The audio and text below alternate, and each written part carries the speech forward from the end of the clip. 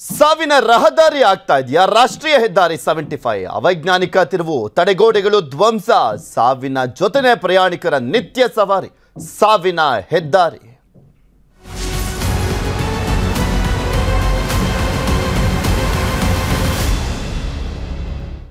ಸಾವಿನ ಹೆದ್ದಾರಿ ಆಗ್ತಾ ಇದೆಯಾ ರಾಷ್ಟ್ರೀಯ ಹೆದ್ದಾರಿ 75 ಅನ್ನುವಂತ ಪ್ರಶ್ನೆ ಇದೆ ಕೋಲಾರ ಬೆಂಗಳೂರು ಚೆನ್ನೈ ರಾಷ್ಟ್ರೀಯ ಹೆದ್ದಾರಿ ವಾರ್ಷಿಕ 70 ರಿಂದ 90 ವಾಹನ ಸವಾರರು ಸಾವನ್ನಪ್ತಾ ಇದ್ದಾರೆ ಅನಧಿಕೃತ ರಸ್ತೆ ತಿರುವುಗಳಿಂದ ಹೆಚ್ಚಾಗ್ತಾ ಇದೆ ಅಪಘಾತ ಕೋಲಾರದಿಂದ ಮುಳುಬಾಗಿಲವರೆಗೂ ಕೂಡ ಹಲವು ತಿರುವು ಇರುವಂತದ್ದು 60 ಕಿಲೋಮೀಟರ್ ಮಾರ್ಗದಲ್ಲಿ 30ಕ್ಕೂ ಹೆಚ್ಚು ತಿರುವುಗಳು ಇರುವಂತ ಹಿನ್ನೆಲೆಯಲ್ಲಿ ಬೇಕಾಬಿಟ್ಟಿಯಾಗಿ ಹೆಂಗ್ ಬೇಕಂಗೆ ಜನ ಓಡಾಡ್ತಾ ಇದ್ದಾರೆ ಇದು ಜನರೇ ನಿರ್ಮಾಣ ಮಾಡಿರುವಂತ ಮಧ್ಯಂತರ ತಿರುವುಗಳು ಅಂದ್ರೆ ಅಲ್ಲಿ ಓಪನ್ ಮಾಡ್ತಾ ಇದ್ದಾರೆ ಅಲ್ಲಿ ಕಲ್ಲುಗಳನ್ನು ತೆರವು ಮಾಡೋದು ಅಲ್ಲಿಂದ ಅಡ್ಡ ರಸ್ತೆಯಲ್ಲಿ ಹೋಗೋದು ಕ್ರಾಸ್ ಮಾಡುವಂಥದ್ದು ಈ ಸಂದರ್ಭದಲ್ಲಿ ಎಕ್ಸ್ಪ್ರೆಸ್ ವೇ ಅನ್ನುವ ಕಾರಣಕ್ಕೋಸ್ಕರ ಅಂದರೆ ರಾಷ್ಟ್ರೀಯ ಹೆದ್ದಾರಿ ಅನ್ನುವ ಕಾರಣಕ್ಕೋಸ್ಕರ ತುಂಬ ಸ್ಪೀಡಲ್ಲಿ ಬರ್ತಾ ಇರುವಂಥ ಕಾರ್ನವರು ಆಗಿರ್ಬೋದು ಲಾರಿಯವರಾಗಿರ್ಬೋದು ಯಾರೇ ಆಗಿರ್ಬೋದು ಅಲ್ಲಿ ಗುದ್ದು ಆಕ್ಸಿಡೆಂಟ್ಗಳು ಆಗ್ತಾ ಇರುವಂಥದ್ದು ಅಲ್ಲಿ ವಾಹನ ಸವಾರರಿಗೆ ಗುದ್ದಿ ಸೊ ಹೀಗಾಗಿ ಈ ವ್ಯವಸ್ಥೆಯನ್ನು ಸರಿ ಮಾಡಬೇಕು ಅಂತ ಜನ ಕೇಳ್ತಾ ಇದ್ದಾರೆ ನಲ್ಲೂರು ಬೆತ್ತನಿ ಮಡೇರಹಳ್ಳಿ ಬಳಿ ಡಿವೈಡರ್ ಅತಿಕ್ರಮಿಸಿ ಪ್ರಯಾಣವನ್ನು ಮಾಡಲಾಗ್ತದೆ ಅನಧಿಕೃತ ಯೂಟರ್ನ್ ಬಂದ್ ಮಾಡಿ ಮಂಜೂರಾಗಿರುವಂಥ ಕಡೆ ಯೂಟರ್ನ್ ನಿರ್ಮಾಣಕ್ಕೆ ಗ್ರಾಮಸ್ಥರು ಒತ್ತಾಯವನ್ನು ಮಾಡ್ತಾ ಇದ್ದಾರೆ ಪದೇ ಆಕ್ಸಿಡೆಂಟ್ ಆಗಿ ಸಾವನ್ನಪ್ತಾ ಇರುವಂಥ ಹಿನ್ನೆಲೆಯಲ್ಲಿ ನಿಮಗೆ ತೋರಿಸ್ತಾ ಇದ್ದೀವಿ ಆ ದೃಶ್ಯಾವಳಿಗಳನ್ನು ಕೂಡ ಗಮನಿಸ್ಬೋದು ನೀವು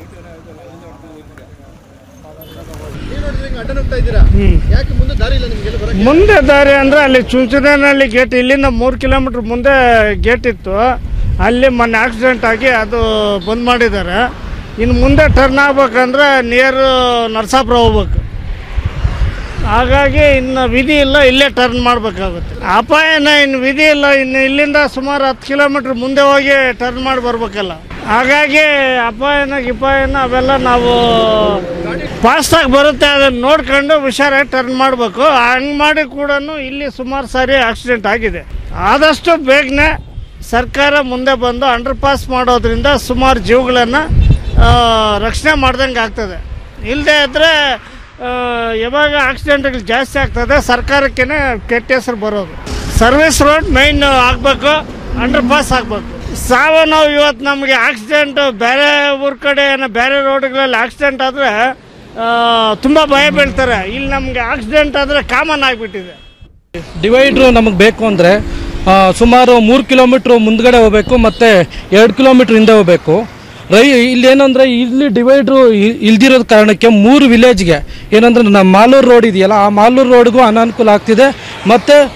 ಇಲ್ಲಿ ರೈತರು ಮತ್ತು ಕೂಲಿ ಕಾರ್ಮಿಕರು ಜಾಸ್ತಿ ಓಡಾಡ್ತಾರೆ ಇಲ್ಲಿ ಮತ್ತು ಬೆತ್ನಿ ಗ್ರಾಮದಲ್ಲಿ ಇದು ನ್ಯಾಷನಲ್ ಹೈವೇಯಿಂದ ಸ್ಯಾಂಕ್ಷನ್ ಆಗಿರುವಂಥದ್ದು ಯೂಟರ್ನು ಬಟ್ ಇದುವರೆಗೂ ಬಂದು ಯಾರೇ ಅಧಿಕಾರಿಗಳು ಬಂದು ಯೂಟರ್ನ ತೆರವುಗೊಳಿಸಿಲ್ಲ